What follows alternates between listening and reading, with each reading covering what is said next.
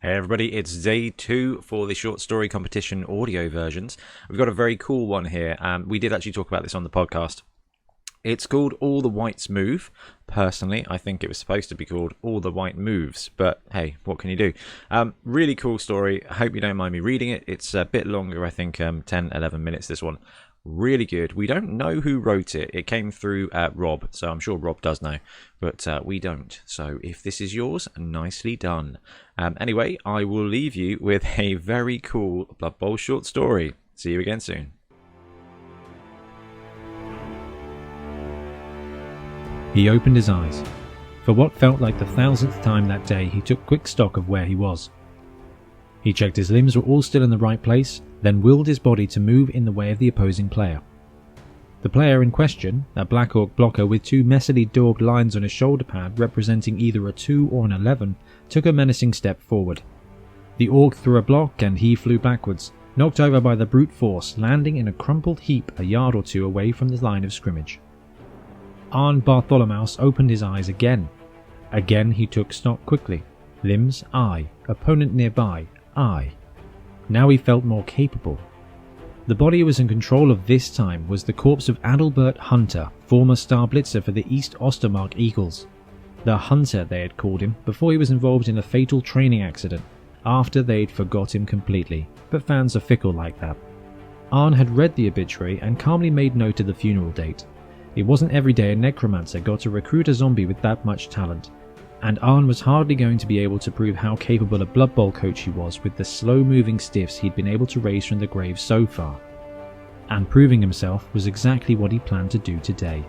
If he could beat the much-acclaimed Green Shades, a local Black Orc team that had been unbeaten for most of the regular season, he'd be a step closer to being able to put himself forward to take control of the old Castle Wights.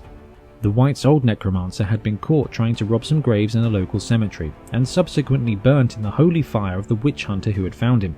This left the team in a state of flux, ready for a powerful presence to take control, literally.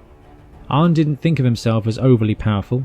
As things went, he was rather new to death magic, but he was very opportunistic. That, coupled with his desire to get away from rural Ostermark, meant he would do anything to take over an already established team, including stealing corpses of talented players that had died in various accidents on the pitch, and, of course, organising those accidents in the first place. Adalbert Hunter had been renowned for his speed, his cunning, and his footballer's brain. The first 2 of those, while diminished, were still present in this body. The last was on Arn's shelf in a jar. Nevertheless, Arn used that speed, surprising for a zombie, to lurch awkwardly towards the Black Orc, 2 or 11, and block its path. A feral grin spread across the Orc's face. It rarely had victims lined up to get knocked, but it was hardly going to turn the chance down. It raised a meaty fist to chop down and club the zombie into the dirt. Arn now used the low cunning built into Adalbert's muscle memory and made the walking corpse drop into a fetal crouch, forming an unliving speed bump, and tripped the surprised 2 or 11 over it face first. The Orc thumped into the dirt, stunned. Arn opened his eyes. More correctly, Arn peered through the eye sockets of the skull he was currently inhabiting. He turned the skull upon its exposed vertebrae to look over to the Black Orc, currently twitching on the ground after its neck had been twisted in the fall. The corpse of Adalbert was crumpled under the Orc, unable to move even if it had an animating force. Arn was glad he swiftly extricated himself so they didn't experience being crushed under a wall of dark green flesh. He'd have his work cut out putting Adalbert back together, but that was all a night's work for one such as he. The skeleton of Vern Skulltaker, former lineman of the renegade chaos team, the Sword Coast Sabres, was in, for want of a better term, good condition. Compared to the zombies, anyway. Every bone was present and intact. That meant it moved freely, so Arn moved freely from the wide zone into the centre of the pitch. A goblin bruiser had been fumbling the ball back and forth as if it were a wayward bar of soap in a bathhouse.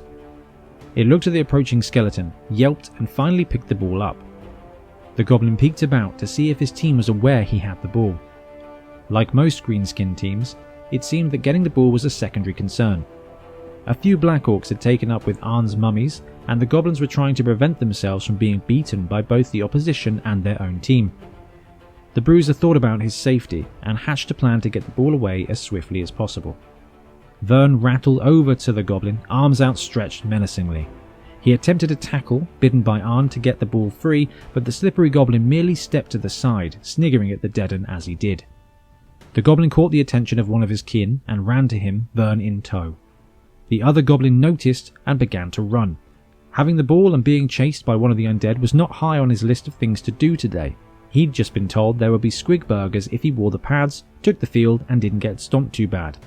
Although, given that most goblins' lists were thus, prank a big un, steal some teeth, bully someone smaller, have a kip, it didn't leave room for putting themselves in danger. Arn, ever the puppeteer, manoeuvred another skeleton into the path of both goblins. They balked, caught in a two-way tackle where both smaller players wanted to be rid of the ball, but were also terrified the Black Orcs would eat them if they were responsible for losing the game. They were in a predicament until Arn got overconfident. In forcing the skeletons together, they had become entangled in each other's bones.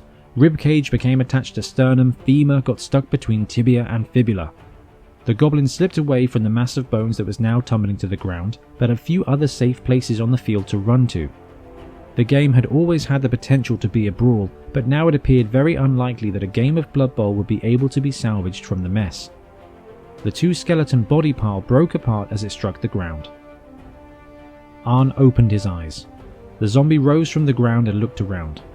He'd been focused on the melee with the ball carrier, but had also been puppeteering several other zombies and skeletons in their own pushing and shoving, and he surveyed the pitch. At least he could rely on a few members of the team to look after themselves, and those few, 2 mummies, a wight and a ghoul, had managed to bully the goblins and pressured one of them into dropping the ball. Helberect the Ever, the one and only wight on the team, had then picked up the ball and stomped a goblin into the dirt simultaneously, but this burst of energy had left the creature enervated. The cold blue glow from his eye sockets dimmed. Arn quickly encanted the Dance Macabre, and the wight, now full of vigour, leapt over the prone greenskin, stiff-armed a Black Orc surprised at the undead's turn of speed, and came face to face with the Shade's surprise last line of defence. The trained troll Mugurk had been drooling quietly to himself for the better part of the drive, wondering where all the dead-uns had run off to. He'd slowly regained his wits as he had heard a few goblins scream in pain. Then a blue glowy Scully boy had run straight at him. Mugurk couldn't believe his luck. He spread his arms, measuring a distance many throwers would be pleased to say was the length of their short pass. His wide embrace enveloped Helberect, and the tackle that ensued was rib-breaking. The wight didn't really feel pain, not from something so mundane as a crushing tackle, but certainly could notice his physical form losing strength and becoming damaged. Arn, too, took notice. He'd hoped to play a slow grinding game, stalling as long as he could, throwing his charges into the fray repeatedly to spoil the Shade's chances of scoring. He'd done well for the first half, and for most of the second. He almost had a flutter of excitement in his heart when the wight had ended up with the ball, with only a confused troll barring the way. Almost, but it took a lot to make his heart beat in the iron box in which he kept it nowadays. That was short-lived.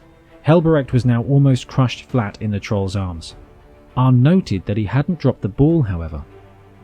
The ghoul runner, Krag, had been ragdolling a goblin's limp body around, enjoying being stronger than an opponent for once, when he fell to compulsion. He looked to where the troll stood, and saw the wight trying to get an arm free to offload the ball. Even though he wanted to fling the goblin around a bit more, he felt his master willing him to first get it, and then get it to the end zone. Helberect, nearly extinguished, had been wrenched and twisted, but remained resolute. Partly under his own dark willpower, and partly under that of Arn's, the wight held the ball in a vice-like grip. The troll continued to crush and grind his body, but still he kept his hand on the ball, and the ball free from the crush.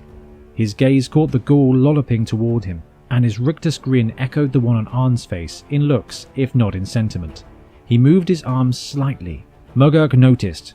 Slow-witted as he was, he grabbed Helberect's forearm and pulled it back into the tackle. At that moment, Krag arrived, fingers splayed wide on both hands to grab the ball. The ball, however, was not forthcoming. Try as he might, Helberect could not force his rapidly crumbling bones to remain in control. His finger bones would not move. His humerus was being slowly broken by the troll. His animating spirit was waning. His grip was weakening. His desiccated ligaments were tearing. Arn knew all that was happening to his team. He saw it, felt it, and he saw this. Krag felt the mental push again and grinned at the unspoken permission he'd been given. He grabbed the Wight's wrist, the limp hand weakly holding the ball below. Krag then pulled. Helberecht watched impassively as the ghoulish beast started to damage his form. The blue glow fled his eyes. The forearm broke free. Krag lurched back, ball, hand and forearm all now in his possession. Mogurk looked around at the ghoul, dropped the tattered body of the Wight to the ground and stepped forward. Krag stuffed the arm bone in his mouth and took to all fours, scuttling away towards the end zone. The troll looked to the ghoul as if to make a blitz and stop the beast, then saw a butterfly and forgot everything but the way its wings flapped. The ghoul scored the touchdown and Arn breathed a sigh of relief.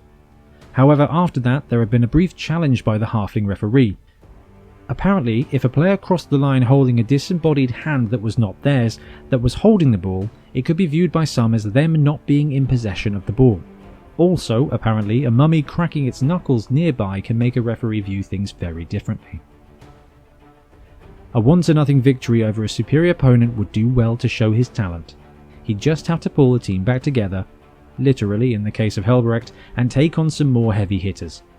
At which point he'd look to find another Wight for the team, maybe another ghoul or two if he could catch them.